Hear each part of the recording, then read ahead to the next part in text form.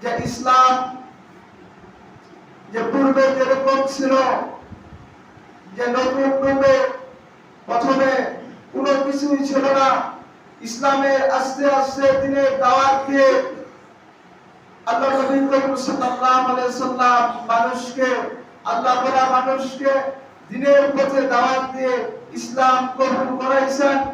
আল্লাহ নবী করিম সাল্লাল্লাহু আলাইহি ওয়াসাল্লাম হাদিসে পাকে বলেন, শেষ জামানায় এমন একটা যুগ আসবে, সাপ যেরকম ভাবে তার গর্তের দিকে ফিরে যায়, যখন সে গর্তের থেকে বের হয় আবার সে গর্তের দিকে ফিরে যায়, এরকম ভাবে ইসলাম যে শেষ জামানায় হেজাজের দিকে, মক্কা মদিনার দিকে ফিরে যাবে।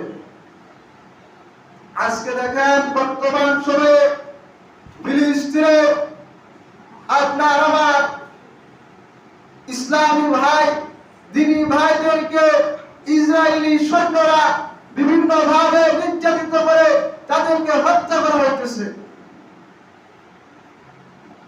আজকে যারা এই নিরর্থ কাজ করতেছে, আমার নিরহ মুসলমান ভাইদেরকে হত্যা করতেছে, তাদের প্রতি তীব্র নিন্দা জানাই। আল্লাহ রাব্বুল আলামিন অত্যন্ত মগররা, আল্লাহু খায়রুল মাকিরিন, আল্লাহ বলেন সবচেয়ে মগররা, যে আল্লাহর সাথে আপনি মগর করে, কালিমা করে আপনি বিজয় অর্জন করতে পারবেন না। বদরের যুদ্ধে নবী করিম সাল্লাল্লাহু আলাইহি ওয়াসাল্লামের 313 জন সৈন্য ছিল।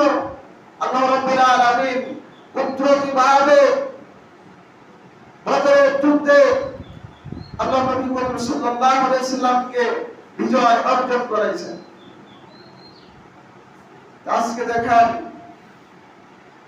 ইসরায়েলের নিরংশভাবে তাদের কোনো অস্ত্র নাই, শস্ত্র নাই, যুদ্ধ বিরতি ছিল, আবার হঠাৎ করে তারা 18 তারিখ তারা আবার যুদ্ধ শুরু করে দিয়েছে। মুসলমান ভাইদেরকে কিভাবে ছোট ছোট বাচ্চাদেরকে হত্যা করতেছে, ছোট ছোট বাচ্চারা হত্যা করতেছে, নারীরা হত্যা করতেছে। আজকে আমরা কোথায়? আজকে মুসলমানরা কোথায়? আল্লাহ রাব্বুল আলামিনের কাছে আমাদের দোয়া ছাড়া আর কোনো কিছু নাই। তো আমাদের দোয়া করতে হবে, এটুকুই আমরা করতে পারবো। কিন্তু দোয়া করলে চলবে না। যাদের শক্তি সামর্থ্য আছে, ইসলামী রাষ্ট্র বলে, তারা আজকে আপনার যে ইহুদিদের পা চাটা গোলাম হয়ে গেছে। যে আমরা আল্লাহ তাআলার কাছে দোয়া করব, আল্লাহ রাব্বুল আলামিন যেন ইসলামের বিজয় দান করেন। অবশ্যই ইসলামের বিজয় হবে, এটাই আল্লাহ রাব্বুল আলামিন যে বলেছেন পবিত্র কোরআনে কারিমে, যে এই কোরআন দ্বারাই রাষ্ট্র পরিচালিত হবে। একদিন না একদিন ইসলামের পতাকা এই আপনার সারা বিশ্বের মাঝে এটা উৎফুল্লভাবে ফুটে উঠবে। কাজে আমরা দোয়া করব যে নিরংশভাবে তাদেরকে হত্যা করা হইতেছে। কেন?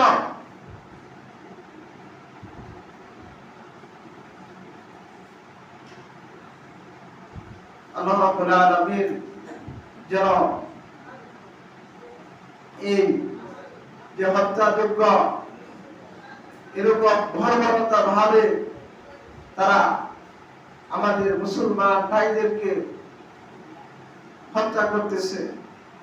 আল্লাহ রাব্বুল আলামিন তোমার কাছে বললাম, আল্লাহ তুমি এই হত্যার বিচার তুমি এই বাংলার জমিনে তুমি দেখাইও আমাদের। তো মুসলমান এক ভাই যদি কষ্ট পায়, এক ভাই যদি দুঃখে থাকে, অন্য ভাই যদি তার দুঃখে ব্যথিত না হয়, সে কেবল মুসলমান।